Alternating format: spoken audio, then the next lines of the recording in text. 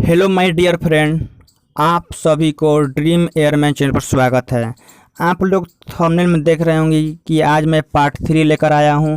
Part 1 part 2 मैंने discuss कर दिया हूं। अब देखिए, पार्ट 1 में थोड़ा इजी क्वेश्चन था, पार्ट 2 में उससे थोड़ा लेवल बढ़ा, पार्ट 3 में उससे भी थोड़ा सा लेवल बढ़ेगा। ऐसे ही जैसे जैसे पार्ट बढ़ेगा वैसे वैसे ही आपके क्वेश्चन का लेवल भी बढ़ेगा। तो इसीलिए आप कोई भी पार्ट देखना मिस मत कीजिएगा, क्योंकि पार्ट जैसे जैसे बढ़ेगा, मैंने क्या बोला, पार्ट जैसे जैसे बढ़ेगा क्वेश्चन की क्वालिटी वैसे ही बढ़ेगी। तो इसलिए आप मेरे पार्ट किसी भी पार्ट को आप मिस मत कीजिएगा। और आपको इस वीडियो में कहीं भी कोई भी कुछ दिक्कत होता है तो आप कमेंट में रिप्लाई ज़रूर कीजिएगा कि हमको इस क्वेश्चन में दिक्कत है, समझ में नहीं आया, तो मैं अगले वीडियो में कोशिश करूंगा कि आपका वह कोई क्वेश्चन रिपीट करूं और वहां पे समझा दूं। तो आप प्लीज़ इतना ज़रूर कीजिएगा मेरे लिए कि कमेंट में रिप्लाई ज़रूर कीजिएगा। और आप वीडियो में नए होंगे, थी चैनल पर नए होंगे तो सब्सक्राइब कर लीजिएगा। अब वीडियो अच्छा लगा तो लाइक कीजिएगा और अपने दोस्तों को जरूर बता दीजिएगा। तो चलते हैं अपने क्वेश्चन पर, देखते हैं कि कैसा कैसा क्वेश्चन मैं लाया हूँ। आप देखिए 27 नंबर हमारे पास क्वेश्चन है। क्या कह रहा है, किसी आवेशित वस्तु पर, यानी कोई वस्तु है जो कि क्या है, आवेशित है, कह रहा है पर आवेश का मान का पूर्णांक गुणज होता है। देखिए अब इसको मैं अपने लैंग्वेज में समझाता हूँ। कोई बॉडी है जो आवेशित है, तो आवेशित है तो उस पर कोई ना कोई आवेश होगा ना। तो कह रहा है कि जो आवेश होगा तो उस आवेश का मान किसके पूर्ण गुणज के बराबर होगा। क्वेश्चन ये पूछ रहा है, ठीक है। तो देखिए समझाता हूँ आपको कैसे। पहले कंसेप्ट से फिर थ्योरी पे चलेंगे। तो देखिए मैं यहाँ पर देखिए एक वस्तु को मैंने एक फिगर बनाया, एक वस्तु का फिगर बनाया है। देखिए आप बताइए कि यह बॉडी मैंने एक लिया है, यह बॉडी आवेशित कैसे हो सकता है। तो देखिए मैं बताता हूँ, इस बॉडी को आवेशित करने के लिए आपको इस बॉडी से इलेक्ट्रॉन को बाहर निकालना पड़ेगा, या तो आपको इस बॉडी को इलेक्ट्रॉन देना पड़ेगा, क्योंकि आवेशित होने की वजह जो है कौन बनता है, इलेक्ट्रॉन बनता है। तो या तो इस बॉडी से आप इलेक्ट्रॉन निकाल दीजिए या तो आप इसको इलेक्ट्रॉन दे दीजिए, यह आवेशित हो जाएगा। ठीक है, हो जाएगा ना।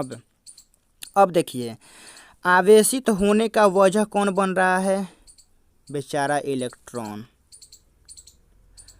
यही ना बन रहा है। आवेशित होने का वजह कौन बन रहा है, इलेक्ट्रॉन बन रहा है।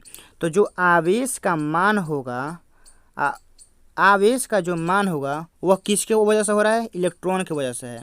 तो जो आवेश होगा वह इलेक्ट्रॉन का ही पूर्ण गुणज होगा, क्योंकि इसके आने और जाने का प्रभाव पड़ रहा है। तो इसका मतलब कि आवेश का मान इसके पूर्ण गुणज के बराबर होगा। ठीक है, तो देखिए यहाँ पर हमारा राइट आंसर कौन सा हो जाएगा, फर्स्ट हो जाएगा। और एक मिनट सुनिए, आप पढ़े होंगे आवेश का क्वांटीकरण सिद्धांत। आवेश का क्वांटीकरण सिद्धांत क्या कहता है कि किसी वस्तु पर उत्पन्न आवेश का परिमाण इलेक्ट्रॉन के पूर्ण गुणज के बराबर होता है। यदि आप इस बात को नोट नहीं किए होंगे तो आप नोट करके लिख लीजिए, आवेश का क्वांटीकरण सिद्धांत क्या है। मैं बोलता हूँ परिभाषा, किसी वस्तु पर उत्पन्न आवेश, फिर सुनिए, किसी वस्तु पर उत्पन्न आवेश का परिमाण इलेक्ट्रॉन के परिमाण के पूर्ण गुणज के बराबर होता है। समझ गए। तो यहाँ पर इलेक्ट्रॉन का वैल्यू देखिए कहाँ पर दिया हुआ है, फर्स्ट में ही दिया हुआ है, 1.6 × 10⁻⁻19 कूलम। तो हमारा राइट आंसर फर्स्ट हो जाएगा। लेकिन सबसे बेस्ट तरीका मैंने आपको ये बताया है, तो आप लोग समझ गए होंगे। तो इसको चलते हैं नेक्स्ट क्वेश्चन पर। देखिए क्या है, कह रहा है कूलम्ब नियम के अनुसार दो बिंदु आवेश Q1 Q2, यानी दो बिंदु आवेश का नाम दिया हुआ है Q1 और Q2 के बीच पारस्परिक स्थित वैद्युत बल आवेश के गुणनफल Q1 Q2 के होता है। देखिए जो हमारे कूलम्ब वैज्ञानिक थे वह उन्होंने क्या बोला था कि जो भी दो आवेश होता है ना, उन दोनों के परिमाण के गुणनफल के समानुपाती होता है। और एक और बोले थे, बराबर नहीं होगा, समानुपाती होगा, क्योंकि समानुपाती बोले थे। और इन दोनों आवेश जो है ना, इन दोनों आवेशों के बीच के दूरी के वर्ग क्या होता है, व्युत्क्रमानुपाती होता है।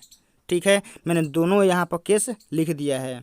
तो देखिए हमसे यहाँ क्या पूछा है, सिर्फ Q1 Q2 के बारे में पूछा है कि जो देखिए यहाँ पर बल दिया हुआ है ना, बल का क्या पूछा है, Q1 Q2 के साथ क्या रिलेशन है।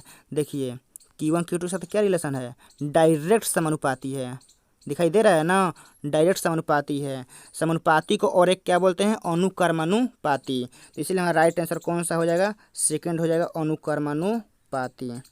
आप लोगों को समझ में आ गया होगा, मुझे आशा है कि मेरा पढ़ाई आप लोगों को समझ में आ रहा होगा। तो चलते हैं इसके नेक्स्ट क्वेश्चन पर। देखिए क्या बोल रहा है, आर दूरी पर रखे हुए दो इलेक्ट्रॉनों के बीच बल परिवर्तित होता है। सब वही कंसेप्ट है, सिर्फ इधर उधर घुमा रहा है। देखिए एक इलेक्ट्रॉन यहाँ पर रखा हुआ है, एक इलेक्ट्रॉन यहाँ पर रखा हुआ है, इन दोनों के बीच में दूरी क्या है, आर। ठीक है, तो इस पर बल क्या लगेगा, बल का फॉर्मूला आपको याद है ना, Q1 का काम क्या कर रहा है, यहाँ पे इलेक्ट्रॉन कर रहा है, ई लिखिए। Q2 का काम क्या कर रहा है, ई कर रहा है, ई लिखिए। बटा में क्या होता है, इन दोनों के बीच की दूरी क्या है, आर स्क्वायर है, लिख दीजिए। तो देखिए यहाँ पूछ रहा है दूरी के बारे में, पूछ रहा है कि दूरी जो है ना, यह आर, यह बल के साथ क्या मतलब कैसा रिलेशन रखती है, समानुपाती का, अनुक्रमानुपाती का, और किस वैल्यू में। तो देख रहे हैं कि यह जो दूरी है वह कहाँ है, नीचे है। तो देखिए हम लोग को दूरी से मतलब है सिर्फ, तो 1/r², यही ना हुआ। हम लोग ऊपर वाले से मतलब नहीं है, क्योंकि हम लोग सिर्फ दूरी का रिलेशन पूछ रहा है बल के साथ। अब देखिए 1/r² ऑप्शन में तो नहीं है, तो अब देखिए मैं क्या करता हूँ, आप इस r² को ऊपर ले जाइए, तो क्या होगा, r के पावर -2, r के पावर क्या होगा, -2 होगा। यहाँ पर लिखता हूँ साफ साफ, F समानुपाती क्या हो जाएगा, r के पावर -2। ठीक है, यही ना होगा। तो अब चेक कीजिए कौन सा ऑप्शन में आ रहा है। देखिए थर्ड ऑप्शन में ही r का पावर -2 दिया हुआ है, ध्यान से देखिए यहाँ पर दिया हुआ है, तो इसलिए हमारा राइट आंसर कौन सा हो जाएगा, थर्ड हो जाएगा। निश्चित कण है के बीच दूरी आधी की जाती है। क्या कर रहा है, दूरी आधी कर रहा है, इस पॉइंट को आप नोट कीजिएगा थोड़ा सा। दूरी को क्या कर रहा है, आधी कर रहा है। तो कह रहा है कि इनके बीच लगने वाला जो बल है हो जाता है। ठीक है ना। तो देखिए मैं थोड़ा एक इसको अपने लैंग्वेज में समझा देता हूँ, फिर क्वेश्चन पे बनाऊंगा इसको। कह रहा है कि देखिए दो चार्ज पार्टिकल था, मान लीजिए कि इन दोनों के बीच की दूरी क्या था, r था। तो देखिए मैं यहाँ पे एक लिखता हूँ,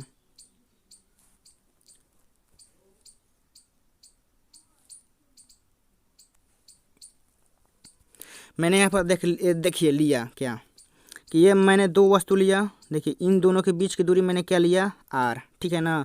यह कब, पहले के केस में, पहले यह ऐसे था।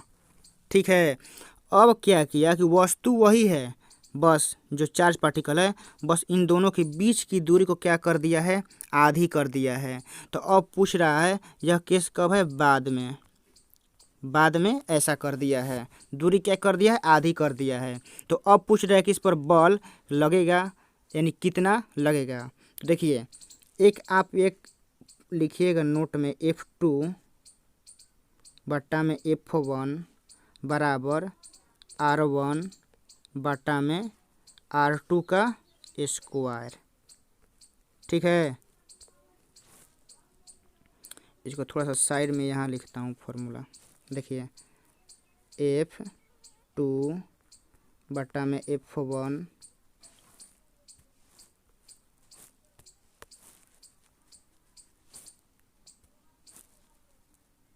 बराबर R1 बट्टा में R2 का स्क्वायर होता है।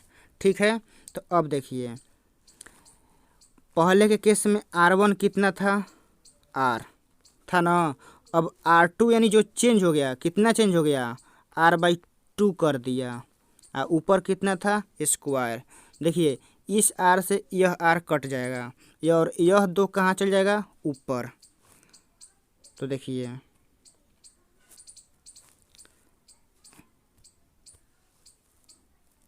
F2 बट्टा में F1, यह दो कहाँ चल जाएगा, ऊपर।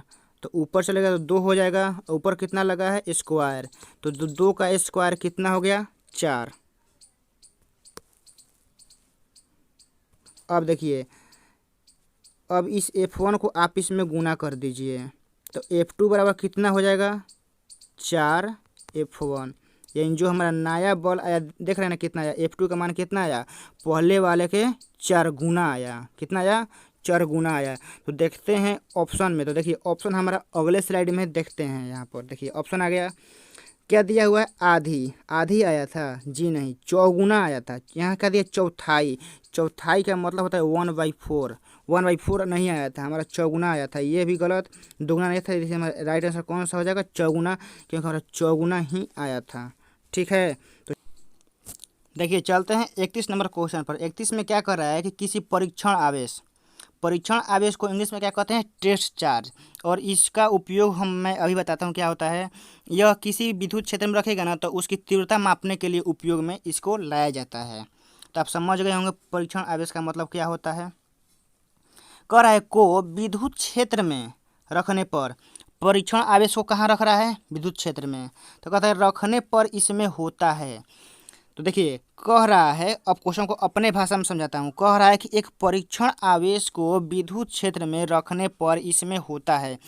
होने का मतलब कि इसमें ऑप्शन देखिए ऊर्जा के बारे में बात कर रहा है, यानी इसमें कौन सी ऊर्जा स्टोर होती है। तो देखिए सेकेंड नंबर में क्या दिया हुआ है गतिज ऊर्जा। गतिज ऊर्जा इसलिए नहीं होगा क्योंकि हमारा आवेश गतिशील नहीं है, गतिशील होगा तभी गतिज ऊर्जा आएगा। 3 नंबर इसलिए नहीं होगा क्योंकि देखिए यहाँ विद्युत क्षेत्र में रखा है। कहाँ रखा है विद्युत क्षेत्र में, गुरुत्व क्षेत्र में नहीं रखा है, तो इसलिए हमारा थर्ड भी नहीं होगा। अब ऑप्शन बचा फर्स्ट, इसलिए हमारा राइट आंसर से फर्स्ट हो जाएगा स्थितिज ऊर्जा। और इसको आप नोट में भी हमेशा याद रखिएगा कि विद्युत क्षेत्र में परीक्षण आवेश को रखेंगे तो उसमें जो एनर्जी स्टोर होगा वह विद्युत ऊर्जा के रूप में ही होगा। तो आप लोग समझ गए होंगे। तो मैं चलता हूँ नेक्स्ट क्वेश्चन पर। देखिए इसमें क्या बोला है बल रेखाएं, बल रेखाएं आप समझ गए होंगे कि किसी चार्ज पार्टिकल से जो रे निकलता है उसे ही बल रेखाएं कहते हैं। तो कह रहा है कि यहाँ दिया हुआ है आवेश से चलकर आवेश तक जाती हैं। इसका कहने का मतलब कि बल रेखाएं किस आवेश से चलकर किस आवेश तक जाती हैं। तो देखिए मैं यहाँ पर एक लेता हूँ, मान लीजिए कि ये है, ठीक। तो देखिए इसमें मैं लेता हूँ कि क्या है यह प्लस चार्ज, यह क्या है माइनस चार्ज। तो आप लोग थ्योरी यानी कंसेप्ट में पढ़े होंगे कि जो बल रेखाएं होती हैं वह प्लस ले निकल कर माइनस में जाती हैं, आप लोग पढ़े होंगे ज़रूर। और यहाँ एक पॉइंट ज़रूर नोट कीजिएगा क्योंकि आगे क्वेश्चन मिलेगा। जब भी यह बल रेखाएं निकलती हैं तो लंबवत ही निकलती हैं और लंबवत ही प्रवेश करती हैं, ठीक है। तो देख रहे हैं प्लस ले रेखाएं निकल रही हैं और माइनस में प्रवेश कर रही हैं, ठीक है। आप ऐसे भी रे बना सकते हैं और सारा ऐसे बना सकते हैं, यानी ये प्लस ले निकल कर माइनस में ही जाती हैं। तो देखिए यहाँ पर फर्स्ट ऑप्शन में ही दिया हुआ है धन। देखिए यहाँ धन आवेश ले चलकर ऋण आवेश तक जाती हैं, तो हमारा राइट आंसर फर्स्ट हो जाएगा, सेकंड थर्ड और फोर्थ नहीं होगा। तो आप लोग समझ गए होंगे। तो चलते हैं इसके अगले क्वेश्चन पर। देखिए यहाँ पर क्या करें, बल रेखाएं की अवधारणा दिया गया था। देखिए जो बल रेखा है ना, तो इसकी जो मतलब समझिए कि खोज, इसके बारे में किस वैज्ञानिक ने खोज किया था कि ऐसा होता है। तो देखिए वो हमारे वैज्ञानिक फैराडे द्वारा खोजा गया था, ठीक है, फैराडे द्वारा खोजा गया था। तो इसलिए हमारा फर्स्ट सेकेंड और फोर्थ गलत हो जाएगा। आप इस सबको नोट करते रहिएगा प्लीज़, क्योंकि बहुत अच्छा क्वेश्चन मैं लाया हूँ। देखिए 34 नंबर में क्या कर रहा है, कह रहा है क्यू कूलम्ब आवेश को भी वोल्ट विभवांतर से गुजारा जाता है तो किया गया कार्य, ठीक है। देखिए एक फार्मूला होता है V बराबर W/Q, आप पढ़े हैं। तो देखिए यहाँ पर क्या पूछा है, इसको मैं थोड़ा सा क्लियर करता हूँ। यहाँ पर देखिए V बराबर फार्मूला क्या होता है W/Q। देखिए यहाँ पर क्या पूछा है कार्य, ठीक है। यह डब्लू को ही कार्य कहते हैं, जो यहाँ पर यह डब्लू है ना, इसी को कार्य कर बोलते हैं। तो डब्लू का मान निकालने के लिए इसको इसमें क्या कर देंगे, गुना कर देंगे। तो डब्लू बराबर क्या हो जाएगा, वी इंटू क्यू। कार्य का फॉर्मूला आ गया ना, वी इंटू क्यू। बस वही फॉर्मूला ही ऑप्शन में पूछा है। देखिए ऑप्शन सेकंड में है हमारा, तो हमारा सेकंड राइट आंसर हो जाएगा। फर्स्ट गलत, थर्ड गलत, फोर्थ भी गलत। हमारा राइट आंसर कौन सा हो जाएगा, सेकंड हो जाएगा। चलते हैं इसके नेक्स्ट क्वेश्चन पर। देखिए 35 में क्या बोला है, कह रहा है किसी आवेश के चारों ओर, ठीक है, किसी आवेश के चारों ओर का वह क्षेत्र जहाँ तक इस आवेश को विद्युतीय प्रभाव का अनुभव किया जा सकता है कहलाता है। देखिए इस क्वेश्चन में ही आंसर है। आपको मैं जो जो पॉइंट बताता हूँ ना, वह नोट करते रहिए। यहाँ देखिए बात किसका हो रहा है, आवेश का, ठीक है।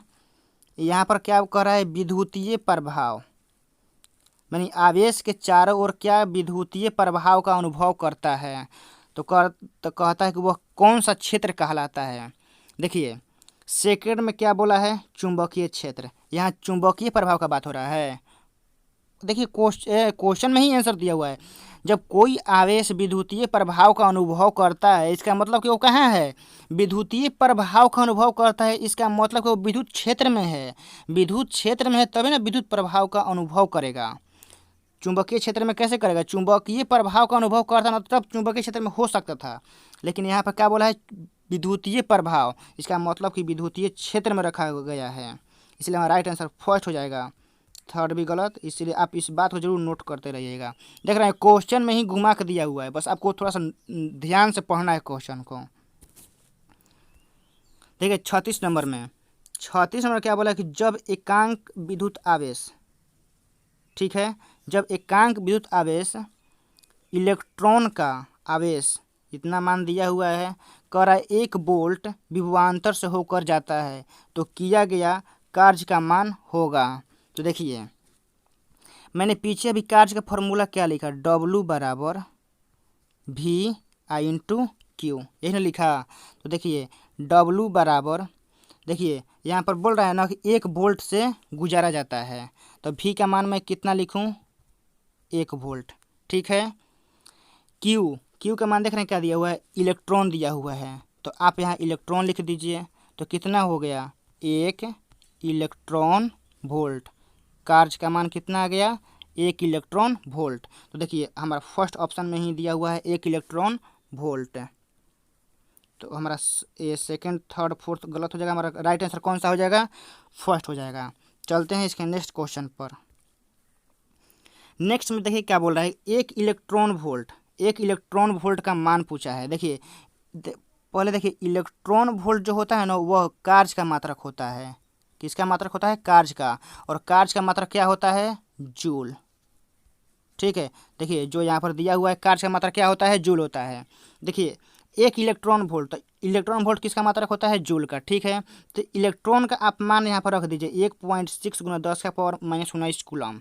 तो देखिए हमारा राइट आंसर फर्स्ट हो जाएगा, क्योंकि आप इलेक्ट्रॉन का यहाँ पर मान रख दीजिए और यह मात्रक किसका होता है, जूल का, तो आप यहाँ पर जूल लगा दीजिए, ठीक है। तो आप समझ गए होंगे, यह लर्न कीजिएगा। चलते हैं इसके नेक्स्ट क्वेश्चन पर।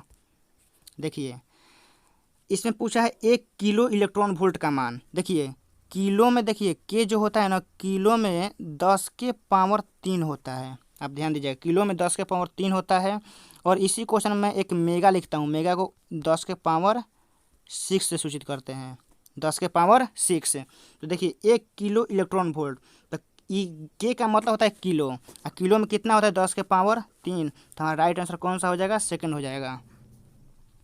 और देखिए इसमें क्या दिया हुआ है, 1 एम का मतलब होता है मेगा, और मेगा का वैल्यू मैंने यहाँ लिखा है कितना, 10⁻, देखिए यहाँ पर फिर से लिखता हूँ, एम का मान कितना होता है, 10⁻6, ठीक है। तो देखिए हमारा जो राइट आंसर है वो फर्स्ट हो जाएगा, क्योंकि फर्स्ट में ही दिया हुआ है 10⁻6 इलेक्ट्रॉन वोल्ट। तो चलते हैं नेक्स्ट क्वेश्चन पर। देखिए 40 में क्या बोल रहा है कि वे सतह जिनकी प्रत्येक बिंदु पर विभव समान होता है कहलाता है।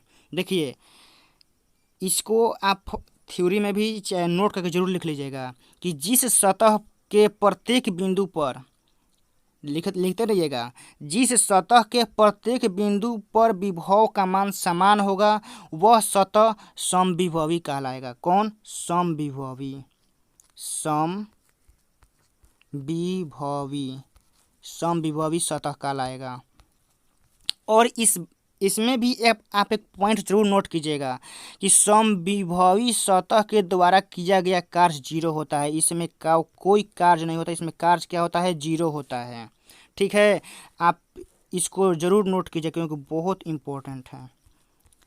समझ गए ना कि जिस सतह के प्रत्येक बिंदु पर विभव समान होगा वह कौन सा सतह होगा? समविभवी सतह। देखिए नामे में सम यानी समान, क्या समान? विभव। सतह यानी प्रत्येक बिंदु पर विभव क्या है? समान है, तो समविभवी सतह कहेंगे। और इस समविभवी सतह के द्वारा किए गए कार्य क्या होता है? जीरो होता है। इस बात को जरूर आप लिखिएगा। देखिए जो हमारा राइट आंसर है वह सेकंड में ही दिया गया है। चलते हैं इसके नेक्स्ट क्वेश्चन यानी 41 नंबर पर। क्या बोल रहा है कि विद्युत बल रेखाएं एवं समविभवी सतह परस्पर होती हैं। देखिए समविभवी सतह जो होता है ना, देखिए मैं यहाँ पर कोई सतह लेता हूँ।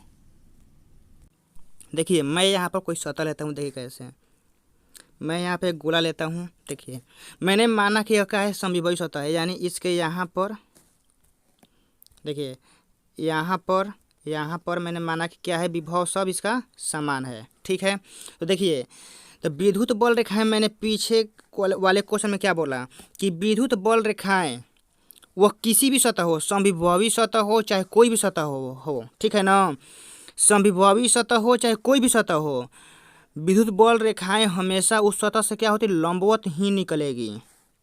ठीक है ना,